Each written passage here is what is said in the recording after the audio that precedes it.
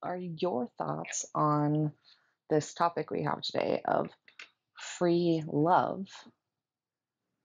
I've been thinking about that, and I think, my biggest thought was, I think we mentioned before about the sacrifices that come with love, and people Hmm. get thrown off by the different types of love that exist, or I guess relationships that you have with people that can turn into love. And the idea of free love comes only in one of those two. There's two types of relationships. There's the transactional relationship, and then there's communal relationships. And Hmm. only in one of those exists the idea of free love. Yeah, no, I definitely agree, and it's not until you can get away from transactional relationships. Hmm. But I feel like so many people don't know the difference Yeah. between the two, right? And that's like Hmm. even lately I've been identifying things where I'm like, oh, like no, like as little kids we get told like you have to give your aunt a hug even though you don't want to give them a hug. And Yeah. or that like somebody gives you a present or cooks you a meal and you have to eat it even though you don't like it, or you have to take it even though you don't want it, because otherwise there's some sort of like wounding that happens on their part saying that they're not loved if you're not accepting the thing that they want to Yeah. give you. Yeah. And especially within family, like we're, traditionally raised to believe that family love exists within the communal relationship spectrum. Hmm. But that's really not always the case because, in situations like that, like there is no free love in that. That's not communal, that's transactional. It's I've once yelled at my father for using buying me birthday presents or Christmas presents or presents in general Hmm. against me in the future, that I didn't give him something that he wanted at that time, what be it, Yeah. uh you know something I could have just given him from my being, or an actual object that's tangible. um and I was like, I said to him, I do not want a transactional relationship with you. If you want to give me things, you give me those out of the love from your heart without expectation of something in return. But if you want to have a transactional relationship with me, that's not gonna have the same weight or depth and gravity to what kind of love I'm gonna give you. Hmm. And it kind of struck him, and he wasn't really ready for that. He hadn't really thought about him giving me presents and then using it and weaponizing it in the future to get things out of me. Yeah. And I was able to recognize and see that, and I was like, no, no, no, no. If you want a transactional relationship with me, you need to tell me right now, because that will change the dynamic of our relationship that currently exists. And if you want it to be a communal one, you can't weaponize your gifts to me in the future. Hmm. And I think that happens a lot, especially when people are in what they believe is a communal relationship. And then that sort of manipulation arises Yeah. in the gift giving process, or, like they did something nice for you. They washed the dishes, and they expect, it could simply just be like validation for having done that for you. Hmm. And that still changes the dynamic from communal to transactional. Yeah. Because if you're doing something in a communal relationship, that's not sacrifice, it's giving, because you're not expecting something in return. and you're not it, like, sacrifice entails that you have to cut off an arm or a leg in order to, like, help them out. So instead of sacrificing yourself, you're giving Mhm. without expectation of return.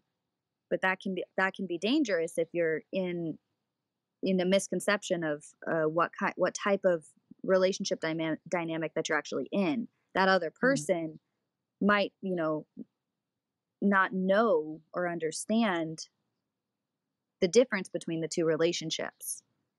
And so you're coming at it from a communal standpoint, but then they're treating it as a transaction. Yeah. And that, I think, is where it muddies the water and people get confused on what free love really is. And it's a Well, yeah, conversation because that we need to have. Yeah. most people think that love is just free and, like, will consider it something that's free and consider it something that they, like, have to give, Mhm. right? But not recognizing that they actually have this, like, background information that tells them, "No, love comes with a cost. You have to sacrifice yourself. You have to, like, accept behaviors, accept things from people that, like, you don't really want to have or experience Mhm. just because, like, it will satiate them, and that's loving, right? And it Mhm. becomes this really vicious fucking cycle. Well, that isn't free love, that's codependency. Yes. Yeah, but codependency, like, even if you look at a lot of movies and stuff like that, Mhm. and what's, like, shown as healthy relationships in our society, Yeah. that's what that sort of Yeah. It's love what dynamic comes down yeah. to, and It's there's a what we're lot of fed. Yeah. yeah. It's interesting you mentioned movies cuz I watch a lot of movies, and there are some movies Mhm. that I just loved growing up and Yeah. was just like, that's the romance I want." And then I'm watching it now as an adult, and having learned everything that I've learned in my life and my experiences, and I'm just like, "Oh my god, that is so toxic." Like, Mhm. what was I thinking? And I think that I've just learned that if you truly want free love in your life, that comes with the need to be vulnerable in communication. Yeah. You can't be afraid to say something in fear that that person's going to disappear. Mhm. And if you are afraid to say something ever in a relationship, that's not free love. And that's harming you in your essence and your being and who you could grow to be in your future as well. In the love that you could bring for yourself.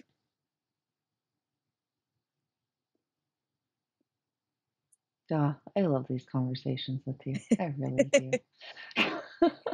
And I say vulnerable without, it's a heavy weight there. Like, it is Mhm. so much easier said than done. Like, that fear of that person that you're attracted to, whether you believe you're in love with them or not, it could be real, it's new. Mhm. It doesn't really matter what it is.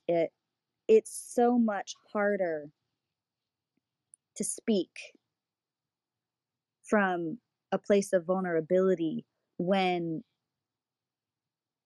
you know, the fear of them disappearing or abandoning you just from your words and your communication and boundaries that you're setting.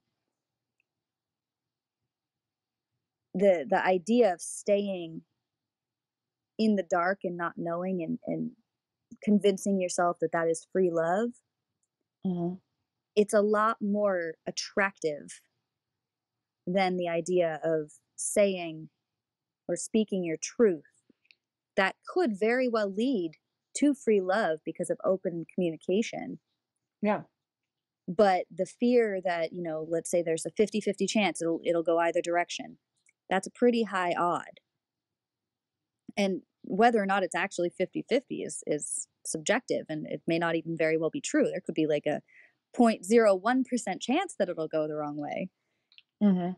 But that's still enough for you to shut down and not speak your truth and communicate and build that healthy relationship dynamic that you actually want with somebody. Well, and if that has been validated in other ways as not being so, acceptable, Mhm. right? Yeah. Not being something, like, you can have through other relationships, even if it went good, like, 4 times out of 5, and Mhm. 1 time out of 5, it, like, Yeah. inflicted this bigger wound Yeah. that came along with it in that, like, rejection process, then it's going to cling on harder, especially in that primal system Yeah. that says, like, "No, this thing isn't safe, and we need to run, we need to go into fight, flight, freeze, fawn, and Mhm.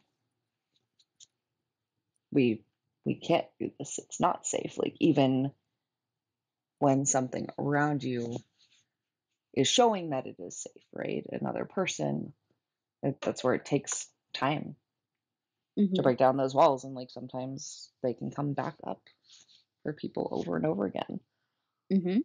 because it's that default, and you're having to train out of it. Yeah, and it's funny that you talk about like that, 1 out of 5 can Mhm. make or break, things, cuz you can ask it's easier to ask a person, what is one thing that was bad that happened to you today? They'll come to it like a snap. Oh, I know Yeah. exactly what the worst part of my day was. But if you ask them what the best part of their day was, at least 40 seconds of that will be, oh, hold on, let me think. It doesn't Yeah. come as quickly because we focalize, we tunnel vision on the negatives, the things that we didn't like that happened to us. Mhm. Or that we heard about, or that Mhm. that Mhm. validated fears. Yeah. Um, there's times where I have those conversations come up where somebody comes to me with news, and I'm like, "And? Why does that matter? Like, Yeah. how does that actually impact your life?" Especially when somebody sees something on the news. Like, is that thing having happened tragic? Yeah, like, my mom came to me the other day and she's like, "Oh, by the way, like, just so you know, in case it comes up with Max somehow." I have no idea how my almost 6-year-old son would find out about this thing, but I guess some 6-year-old kid somewhere in the States brought a handgun to school and shot his teacher. And so she's talking about how they might bring it up in school, or one of the other students might talk about it, or his school might decide to, like, talk to the kids about it. And I was like, I don't feel like that's something they would. Like, if it comes up in conversation, then that's something I'll definitely, like, talk to him about, Yeah. right? But it's like she's like, "It's a crazy, scary world." Like, you could tell it was having such a big impact on her system. But respectively, it's something that doesn't have direct input on her life, right? Mhm. And that's actually why I don't watch the news personally, is because there's so much focus on the negative, right? Yeah. Yeah.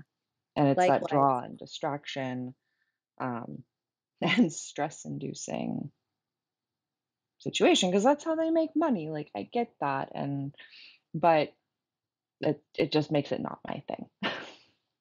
Right. Well, that makes me think of Jim Carrey. And for years, the media has placated him as like, he's gone insane.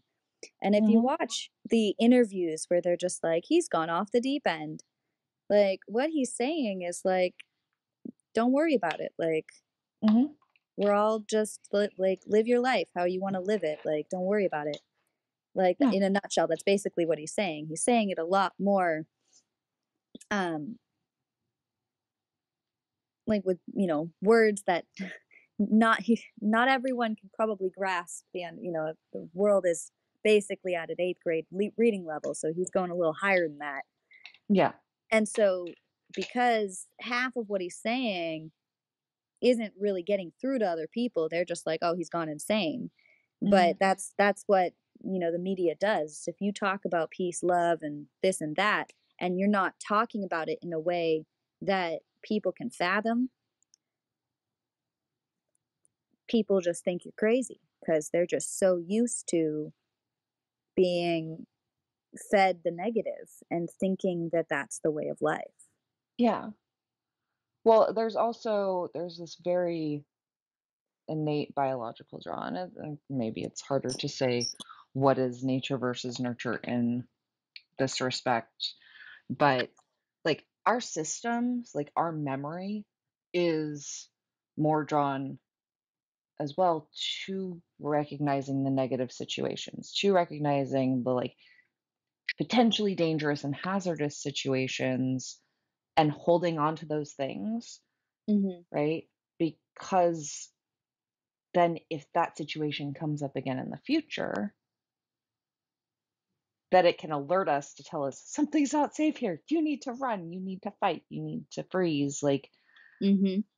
and then take its appropriate action in the background to save us, right? And it's not something we usually consciously think about, right? Like people get angry and throw a punch and don't necessarily realize they're uh oh, I forget the names of the systems. But that this like fear response system has like come online and kind of taken over Mhm. rational thought, and Mhm. it can be based very like on a very emotional basis, but when I've done work with the primal body itself, like it feels very very animalistic, like Mhm. Well, that is a cognitive dissonance. Basically, you react and logic just goes out the door.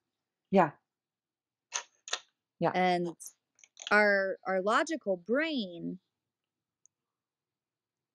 uses that to try and learn from it so it prepares you for the next time hmm, because we've got heart brain and mind brain. And so our mind brain is reacting to heart brain and mind brain wants to protect heart brain. hmm, So we hold on to that memory like with like clawing grips so that we don't have to go through it the same way that we went through it in the future.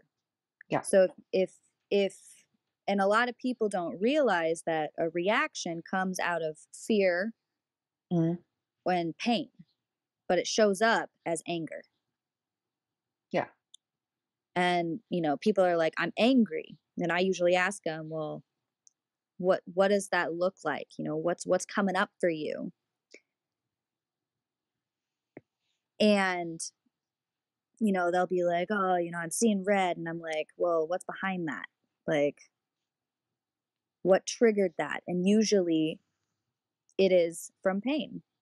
hmm, And then in some cases that would make them more angry and more fearful because pain is not a fun emotion.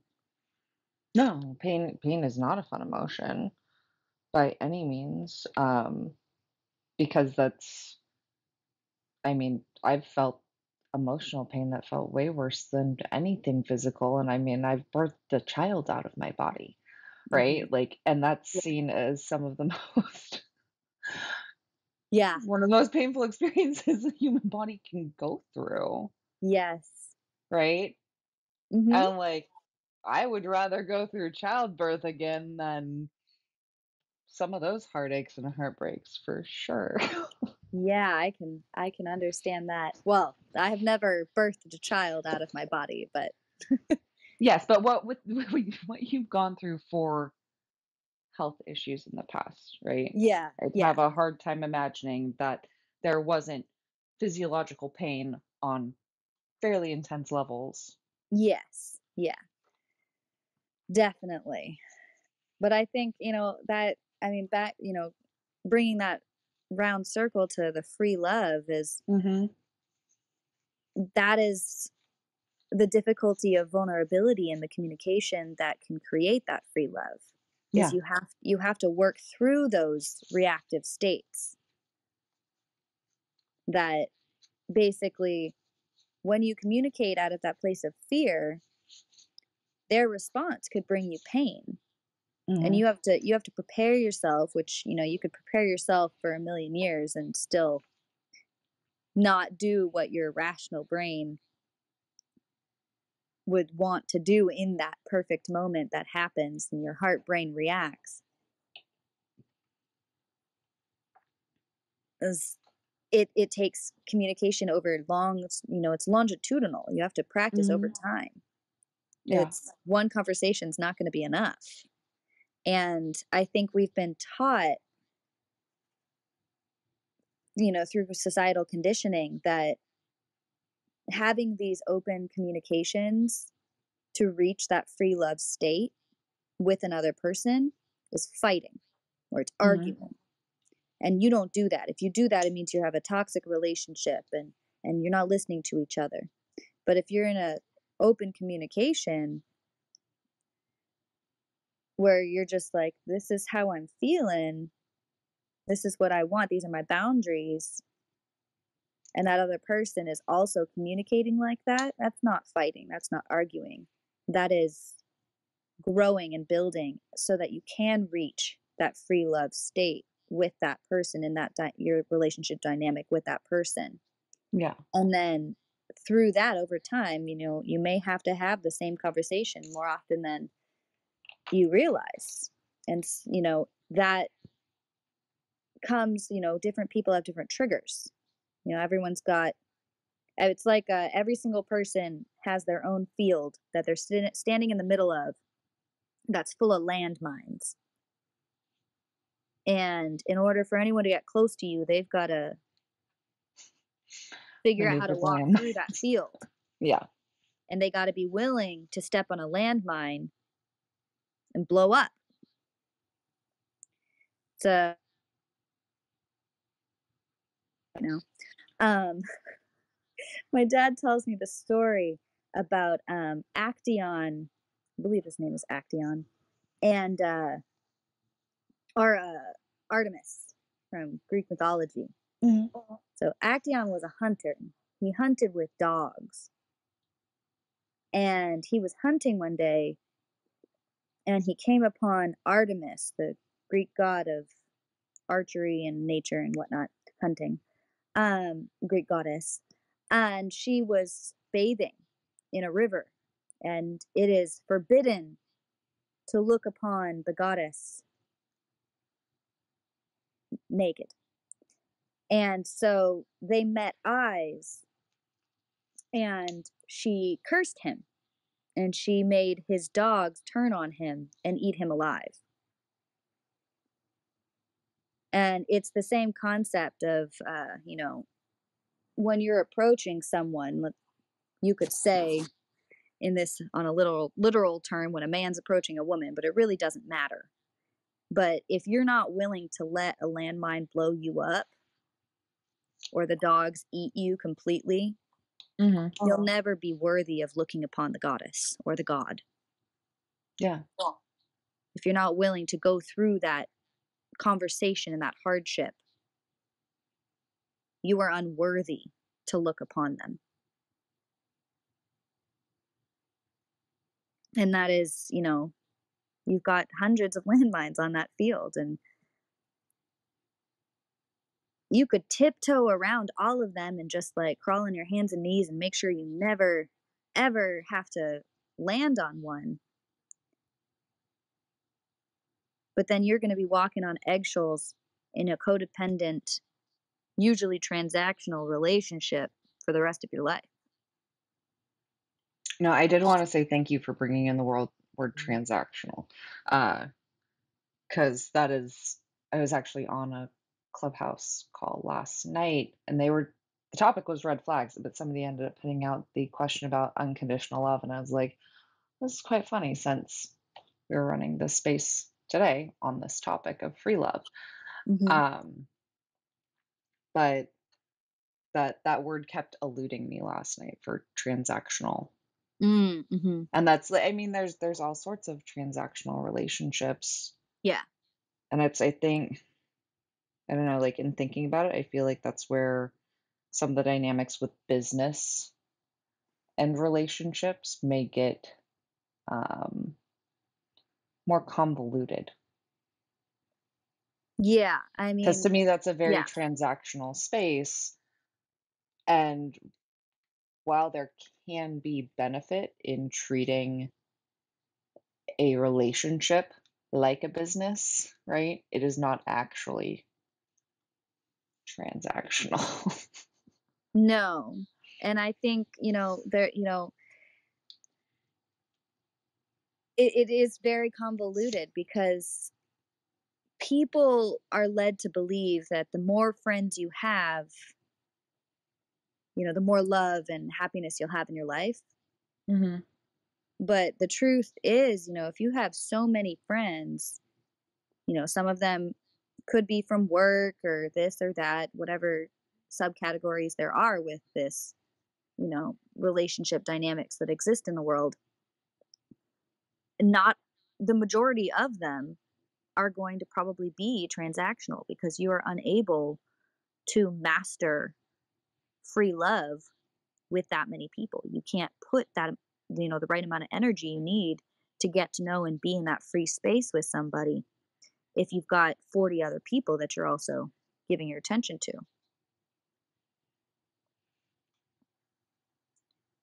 Is that true though? Because that makes me wonder about the basis of like tribal societies, I guess.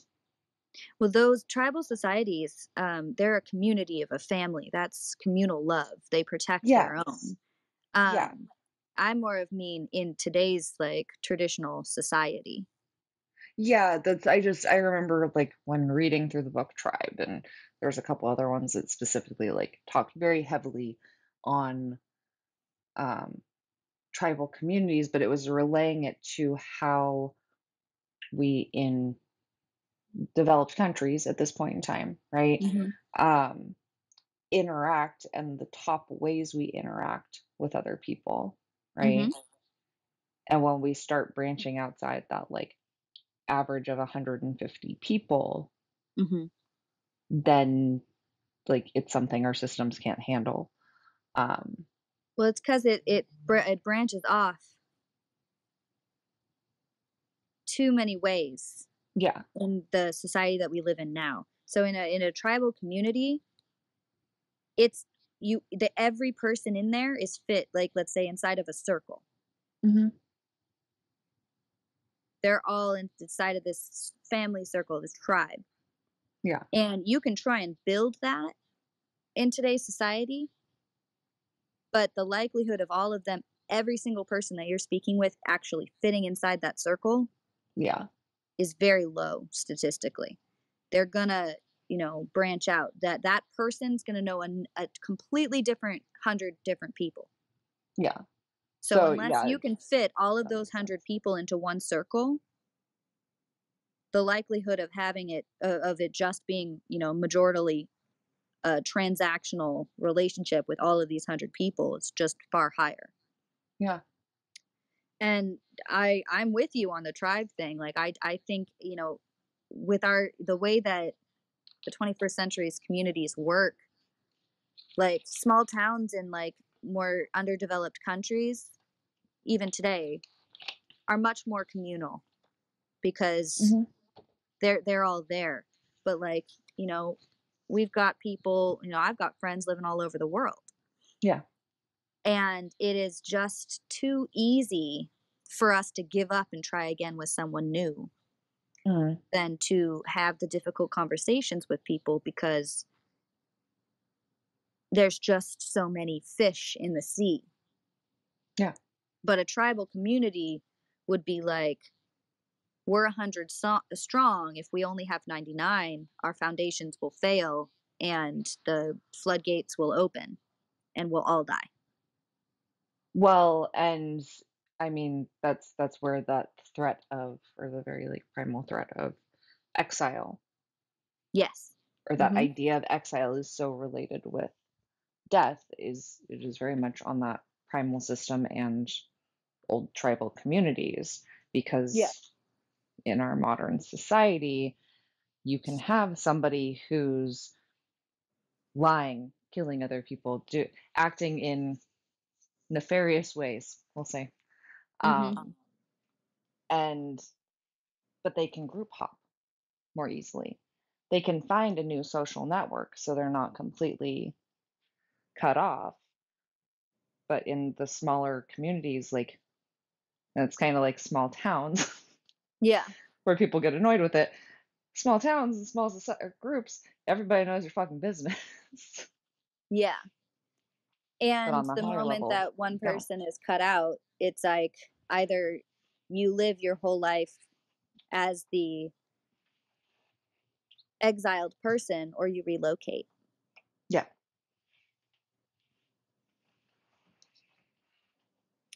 And so,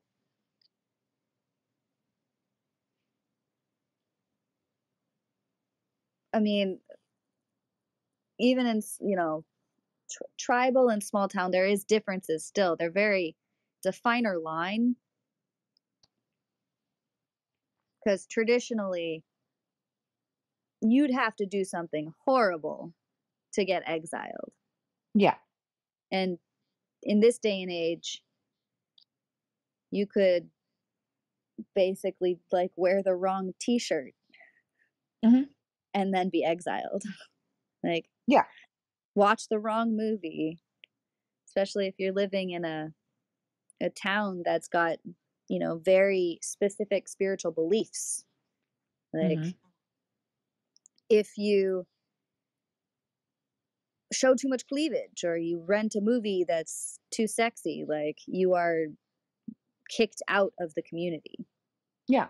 Well, and that's where it becomes such a fear state, and especially as little kids, Mhm. because that gets taken on so much more readily, Mhm. right? Like, and especially in peer dynamics, like Mhm. it actually explains a lot of me moving in high school for me, right? Yes, Like me as well. I Yeah.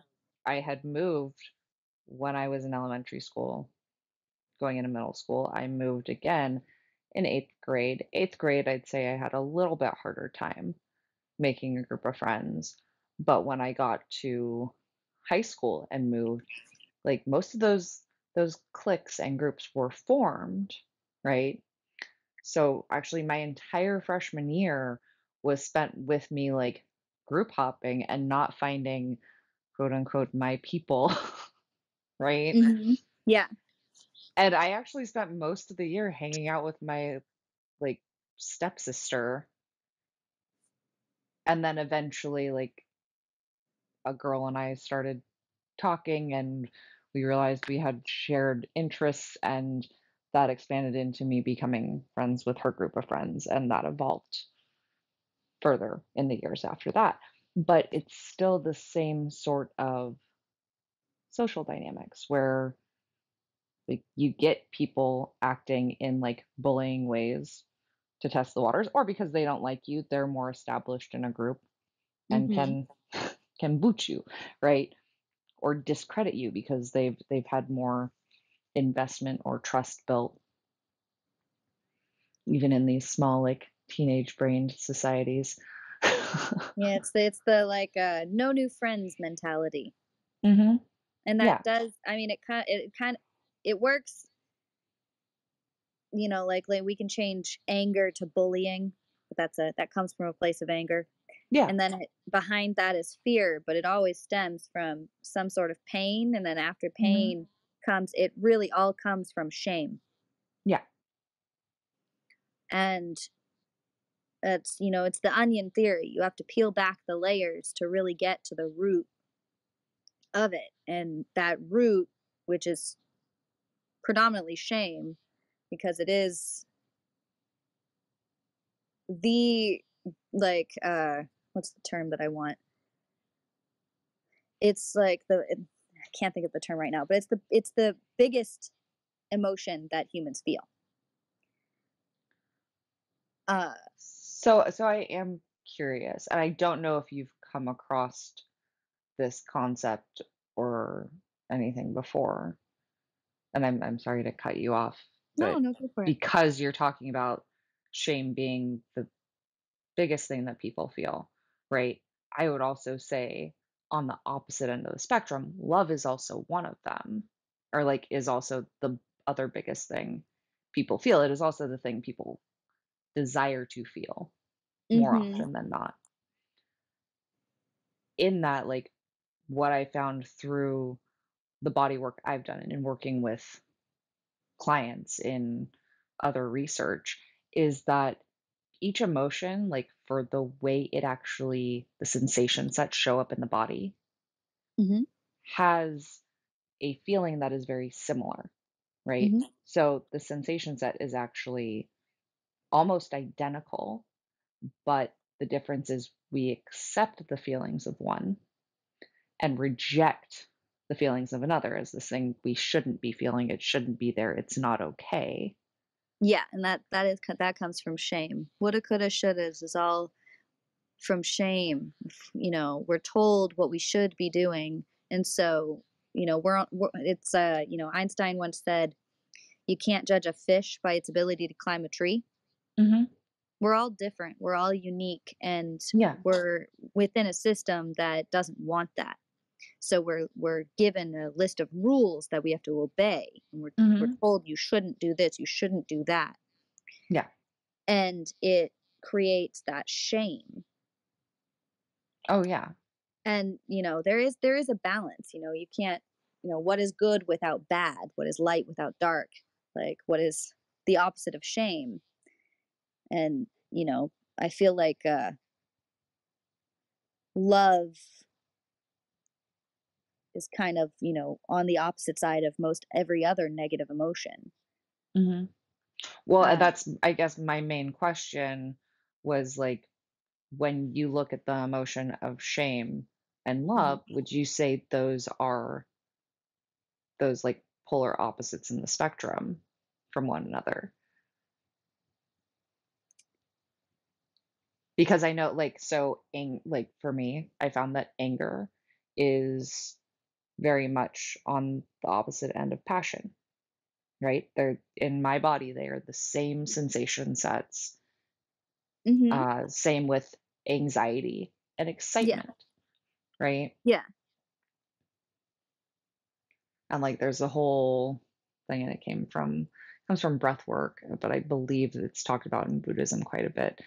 Um, but that's like the whole idea that anxiety is just the feeling of excitement without the breath, Yeah. right? And I think I would, if since we're, a topic is free love, Hmm. I think that free love is definitely the opposite of shame, Yeah. for sure. I wouldn't necessarily think, or I guess say, um, just love in general Hmm. would be the opposite spectrum of shame. I think love is too broad Yeah. to just be placated against one specific emotion, Hmm. but specifically free love, definitely. Well, yeah, because there is spaces where transactional love works, but Hmm. that all comes down to the agreements between two The two people. parties, yeah. Like there was someone who had reached out to me over one of my coaching sites, and they had they like spoke very highly on like commenting back on a post, and I was like, hey, like, do you actually mind like if I share what you wrote, right? And that's not related to this topic of free love, but I was like, I personally find a lot of value in this and I appreciate you commenting it to me. But like, do you mind if I share it with the community? I will post it as somebody sent me this anonymously if you don't want to be associated with it. And this person ended up expressing like, yeah, I would enjoy that because like he identified as a daddy in the BDSM world and or a sugar daddy specifically. Okay. And in his experience, even from the BDSM and kink community, he's experienced a lot of ridicule around that type of relationship. Mhm. And I just let him know. I was like, "No, like, as long as it's, like, something that is consent-based and serving the both of you, then there's nothing wrong with that." Right? Yeah. And that's I think that, 'cause my brain's literally, like, making, like, a graph or, like, a tree graph, Mhm. with free love at the top, Yeah. and then there's 2, like, children of free love, and one of them is transactional and one of them is communal love. Mhm. They're both love, Yeah. and they both lead to free love if communication has been made and you're able to let go of the shames that were forced to feel through society's conditioning and law system of, like, you shouldn't do this. This is you should have a, you know, man and a wife, 2.5 kids, white picket fence. If you don't have that, you should be sad. like, like that is the dream, the Yeah. American dream. But it's not. It's not the American dream. It's not the dream of what is it, 10 million, how many million billion people on the planet? Yeah, no, Like, it's fed to us and as this ideal. yeah. And so because we're all fed that, this person who found a love that worked for them, that made them feel free, other people didn't feel free when they were confronted with that reality of how that person lived their life. And Mhm. so their response was to shame them Yeah. because that is what we're taught to do when people do things that aren't what you should be doing. Mhm. And so then free love gets compromised with shame. And that can get very messy and convoluted. Yeah, and it leads to a lot of the toxic states Yeah, I that was thinking the show word up in relationships. exactly. And a lot of that is just a projection of our shame and Mhm. pain and the fear and the anger that comes with all of that. Like, we're very complex humans. It's very rare for us to be feeling only one emotion at any given moment. Oh, yeah, no, that's usually there's the layering, and that's why a Exactly. lot of the coaching spaces are so helpful because it actually gets people slowing down and linking what's coming up on the surface levels that they're noticing to connect to what's really underneath and at those deeper cores. Yes, exactly. Because it is that, like, it is a slowdown and somebody else getting fucking curious about what's there. Because so much of the time we're not taught to be curious about those things. It's just gets to be something that, like, gets pushed down and pushed down and pushed down, and that's why it can get so layered. Yeah. And I'm working with a coach right now, a mentor for myself, Mhm. to help me run my business. And it's funny how little you really realize how much shame controls a lot of your life and your actions and what Mhm. you do. Because I literally was tasked today, which what seemingly could be, or it should be, just a simple task to get over, fears of rejection and the shame of rejection. And I was told to just go out and hug 5 random strangers. And the fear and the shame and all of that, like, I'm still like, I haven't done it yet because I haven't had time yet, but like, that is my homework to help me run my business, is to go and hug 5 strangers to overcome the fear of shame and rejection that could keep you from this free love. Yeah. And Yeah. So I'm literally like, after obviously I still need to do it, but like yeah. I'm going to, and it's going to be hard and it's not going to Mhm. be easy. And I'm going to feel things. And not every single person that I ask is probably going to be like, yeah, let me give you a hug. Yeah, it's the first thing that popped to mind was, like, seeing you just, like, pretty much, like, bum rush people and go up and hug them. So my brain goes, "Hey, like, please ask for consent. That's important." Right? Oh no, I would always ask for consent. I just see myself standing on the side of the street and just waiting for people to like walk by and be like, "Can I have a hug?" No, that brings back a memory of I think it was, like, a YouTube video or I don't think it was TikTok because this was years ago that I remember seeing it, but it was actually a video of, like, somebody, like, standing there. I don't know if they had a sign hung around their neck, but it was, Mhm. like, free hugs, and, like, yes, they were asking each person that, like, walked by them on the street in, like, a bigger city like New York or Seattle or down in Mhm. California or whatever, um, for hugs, and, like, you'd see the people walk by and be like, "Oh, no," and, like or just completely, like, Yeah. literally, like, the people swerve way out from them, Yeah. right? But then you'd see the people who are like, "Yeah, give me a hug," and it was amazing, right? Yes. Like, it was such a beautiful experience to see those people, like, open up to one another that are just complete strangers on the street. Yeah. Exactly. And I I urge anyone to utilize this exercise and Mhm, to, challenge yourself.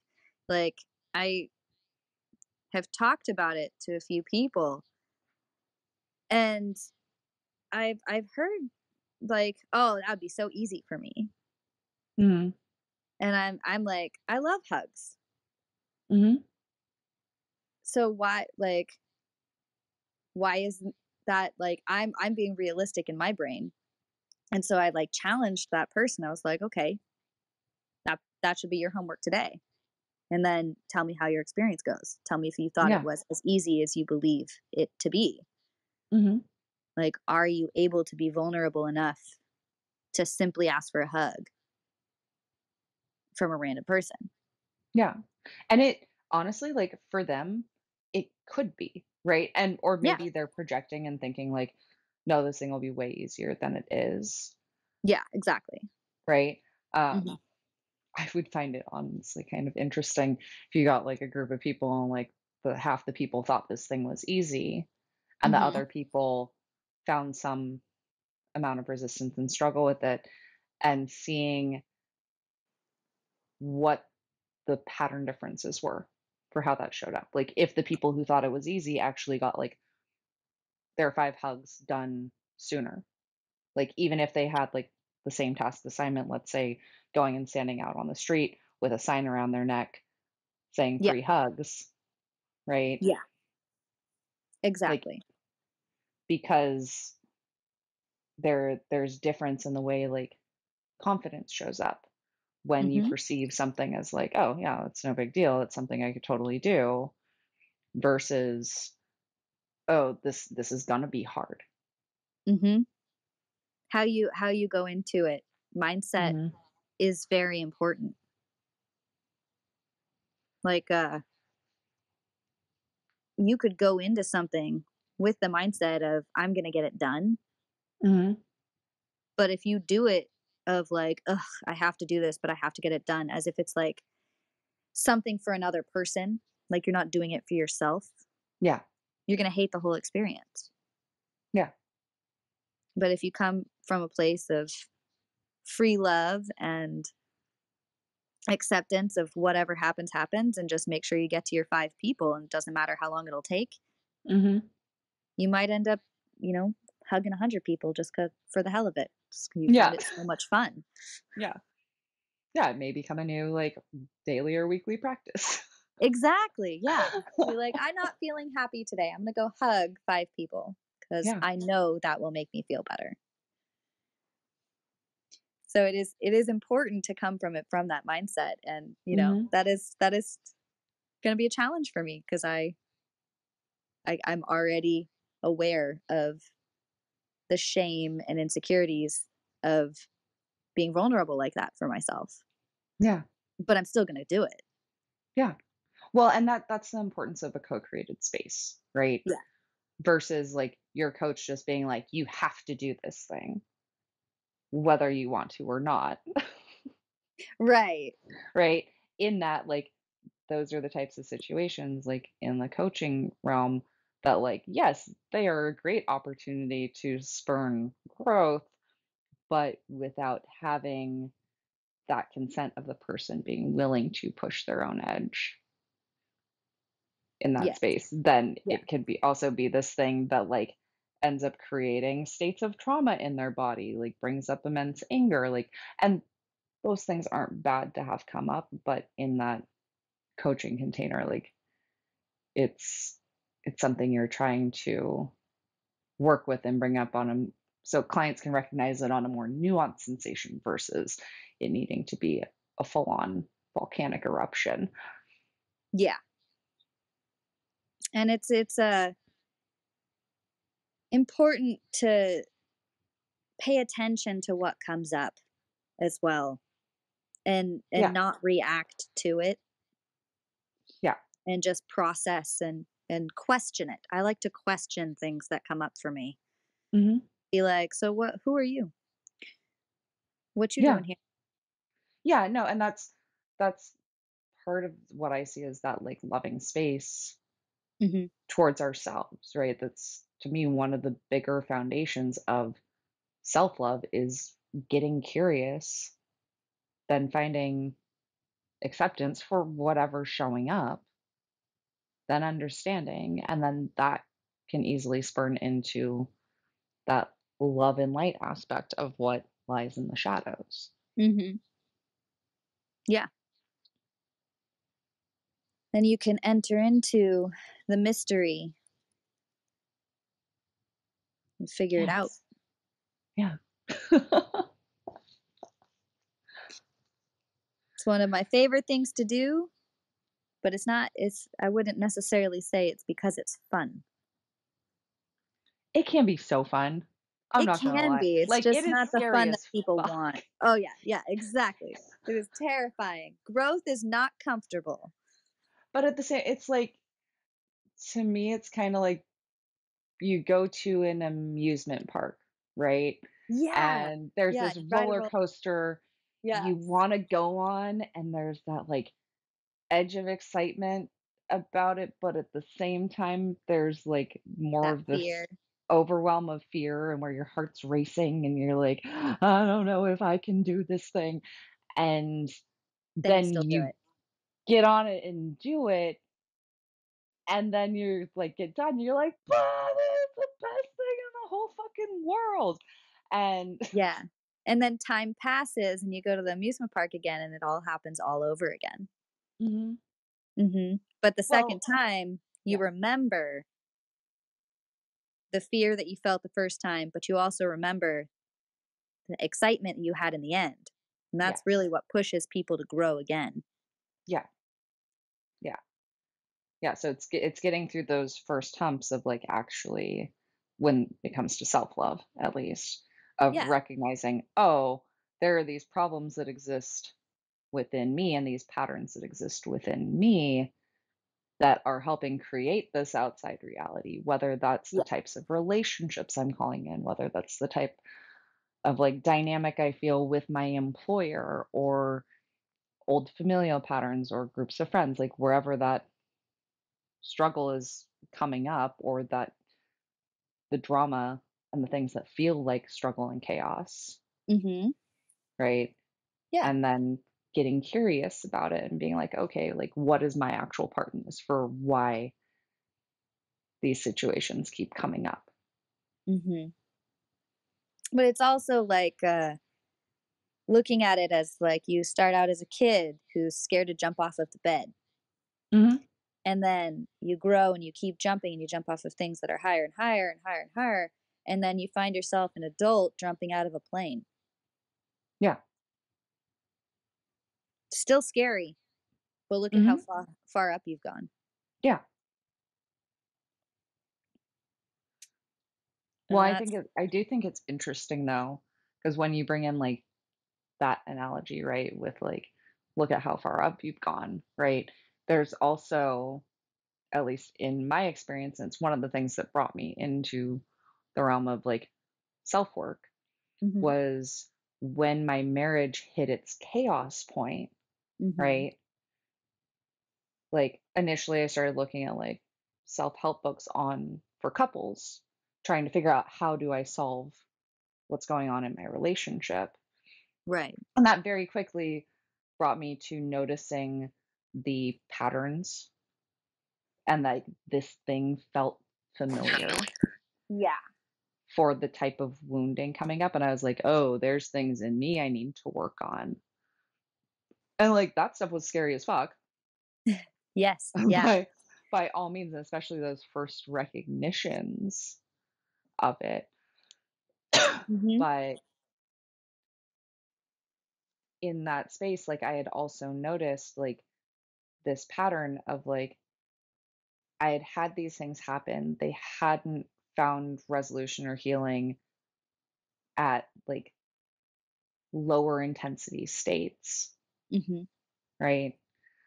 And then progressively, the relationships got more and more intense on the toxicity and abuse, right? And Mhm. they showed up in slightly different ways because they were different situations, but there were the same feelings now being amplified and exasperated. And like I took that whole scale as like being like my system being like, oh, are you ready? Like, did you learn from your lessons this time? Like, are you going to set healthier boundaries for yourself? Are you going to speak up? Yeah. Right. And until I actually like recognize, no, this is something coming up in me, like I need to set healthy boundaries. Like I was taught very weak boundaries from a Yeah. very early stage.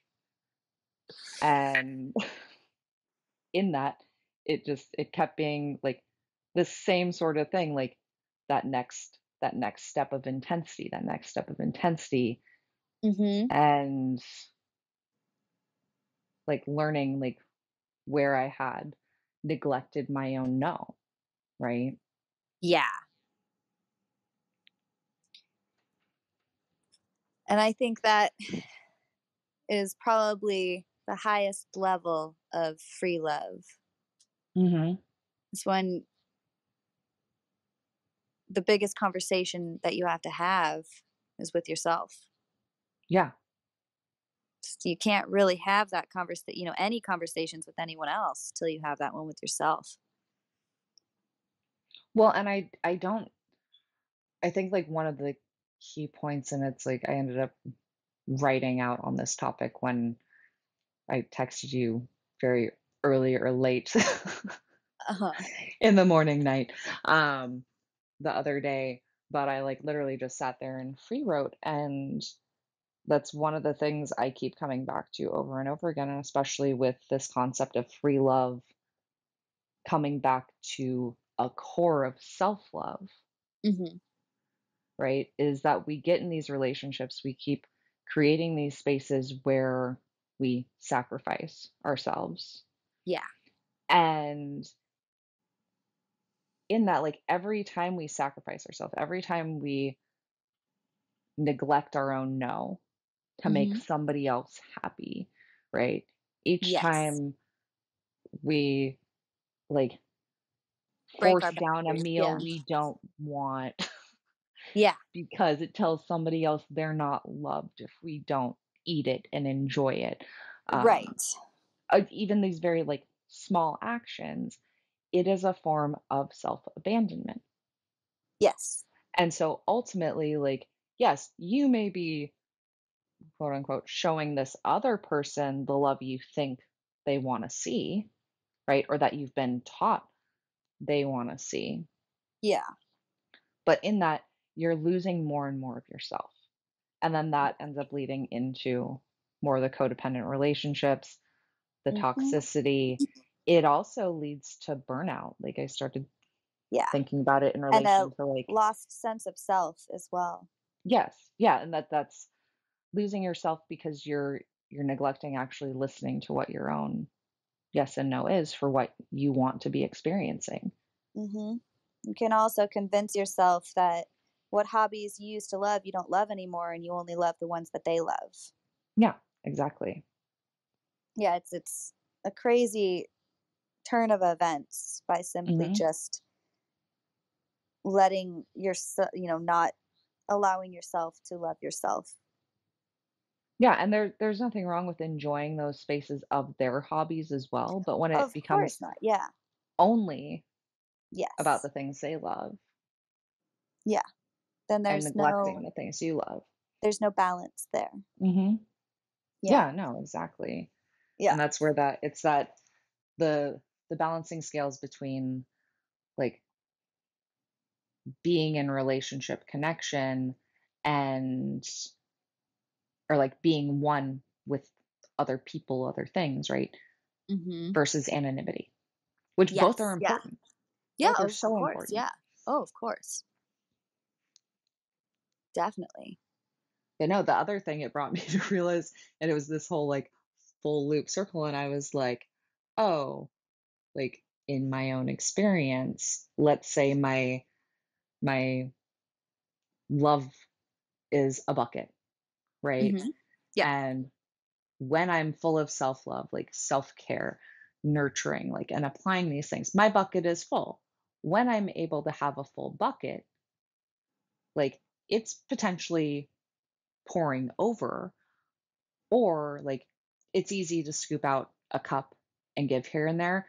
And that comes across as service because it's not where you're expecting anything back, Yeah. right?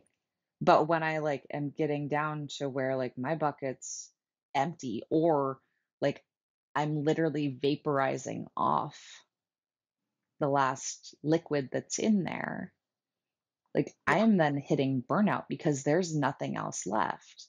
Yep. And that's where you end up sustaining off of breadcrumbs because, yes, maybe They these might be. relationships are Yeah. like giving you drops in your bucket every now and again.